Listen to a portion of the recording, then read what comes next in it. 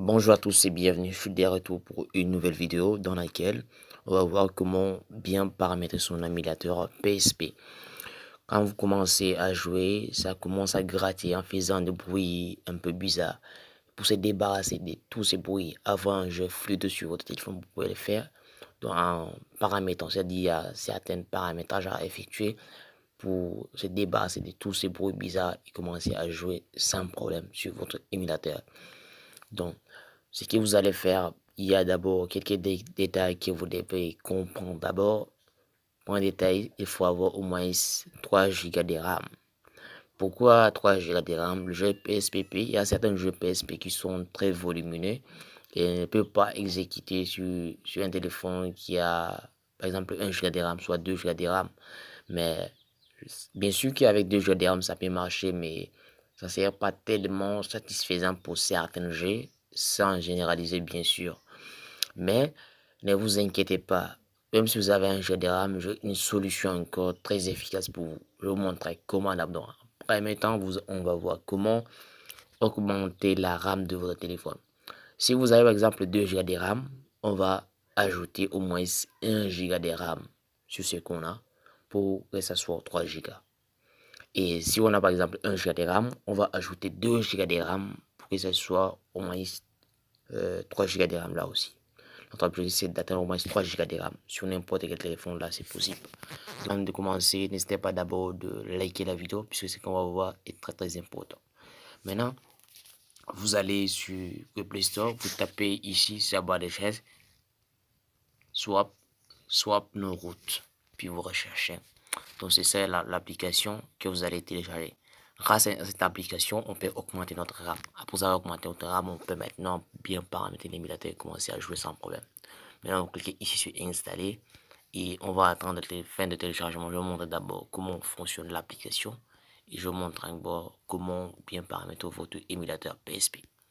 Maintenant, l'application est en cours de téléchargement. On va patienter seulement quelques secondes. Le téléchargement est terminé. Maintenant, l'application est en train d'installer. L'installation est terminée. Maintenant, on clique sur ouvrir. Ok, maintenant ici, sur WAP 6, là c'est pour... Donc, il y a la version premium et il y a la version gratuite. C'est-à-dire, vous achetez des points, vous allez regarder des publicités pour obtenir de l'énergie. Là, vous voyez ici 0, c'est ça, là où il y a l'énergie. Vous pouvez, c'est-à-dire l'énergie dont vous pouvez l'utiliser pour augmenter la RAM de votre téléphone. Vous pouvez créer, vous pouvez aller jusqu'à 1 giga, 2 giga, 3 jusqu'à 8 giga de RAM. Vous avez la possibilité d'augmenter. Mais moi, on va essayer avec tout simplement avec même 500 giga de RAM. Là, c'est pas mal. Donc, il suffit Create Swap. On souligne très bien que la RAM de votre téléphone va augmenter, mais ça va prendre une partie de votre stockage interne pour transformer en RAM. C'est-à-dire, si vous voulez par exemple avoir au moins 2 Go de RAM, soit 1 Go de RAM, libérez d'abord au moins 100 Go d'espace libre sur votre téléphone. 5 Go libre sur votre téléphone. Après, si par exemple je choisis d'avoir 512 Go de RAM, c'est-à-dire une partie de stockage interne, c'est-à-dire 500 Go de stockage interne, c'est-à-dire ils vont retirer 500 Go de stockage interne, c'est-à-dire pour les transformer en RAM. Maintenant, vous cliquez ici sur Create Swap. Vous cliquez. Après, maintenant, vous cliquez ici sur Yes pour créer. Voilà. Maintenant, c'est en cours.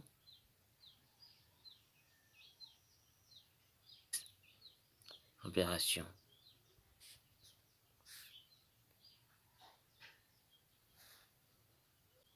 Dès que vous allez voir ce message, soit fait de successful critics. Maintenant, à vous d'aller vérifier la RAM, sinon le fichier RAM est bien créé avec succès. Maintenant, c'est déjà bon. On a eu 512 Go de RAM de ce côté. Maintenant, on peut commencer à paramétrer notre émulateur PSPP. Donc, comme ça, vous allez rentrer sur votre émulateur PSP. Des types de données. Maintenant, on a l'intérieur de notre émulateur PSPP. Je vous montre maintenant comment bien paramétrer votre émulateur. Venez ici sur paramètres. au niveau des graphiques, il y a quelque chose que vous allez modifier. D'abord, voyez-vous, cette option de mise en mémoire tampon, cette option est très importante. Si vous mettez sur mise en mémoire tampon, bien sûr, sur ce net, je ne vais pas afficher les graphiques, mais pour d'autres jeux, ça va marcher très bien. Mais cette option, je ne vous recommande pas, puisque je sais de quoi il s'agit. Dans cette option, je ne veux pas vous recommander de toucher à rien là-bas. Vais défiler tout simplement, venez sur saut d'image et mettez saut d'image à 2. Maintenant, c'est bon. Vous descendez en bas. Ici sur, vous venez, vous descendez. Définir du rendu. Moi, je mis sur PS3 parce que mon téléphone est un peu puissant. Si vous avez 2 Go de RAM, ce que je peux vous conseiller, c'est de mettre sur PS2. Si vous avez 2 Go de RAM. Et si vous avez 1 Go de RAM, PS1 est mieux pour vous. Vous pouvez aussi essayer PS2, mais on a déjà utilisé, on a augmenté notre RAM. Vous pouvez passer quand même. PS2, c'est le niveau moyen. Sinon, si vous avez au moins 3 Go de RAM, mettez sur PS3. Sur PS3. Mais actuellement, moi, je veux laisser sur PS2 comme ça, c'est pas mal. Donc, vous défilez encore en bas.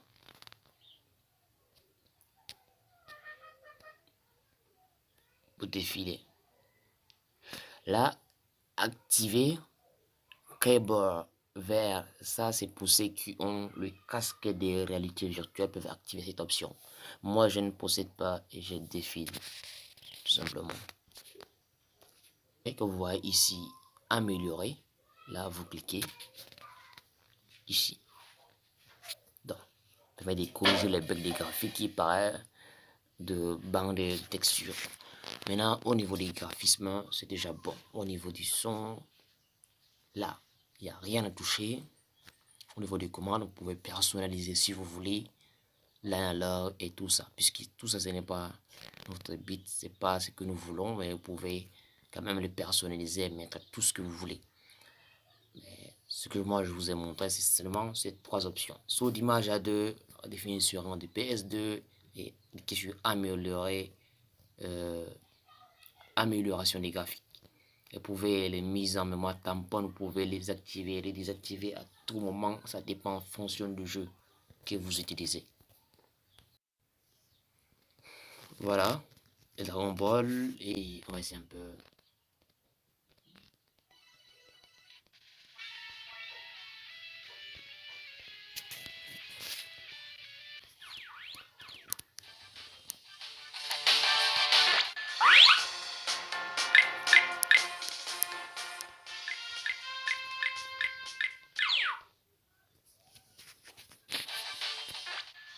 Choisis.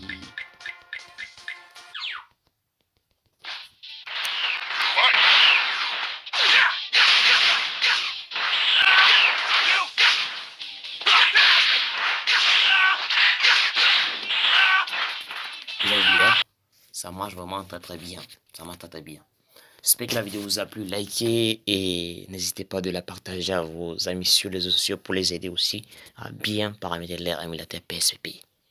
Si vous pouvez vous abonner pour me soutenir, ça sera super sympa de votre part. Merci, à la prochaine.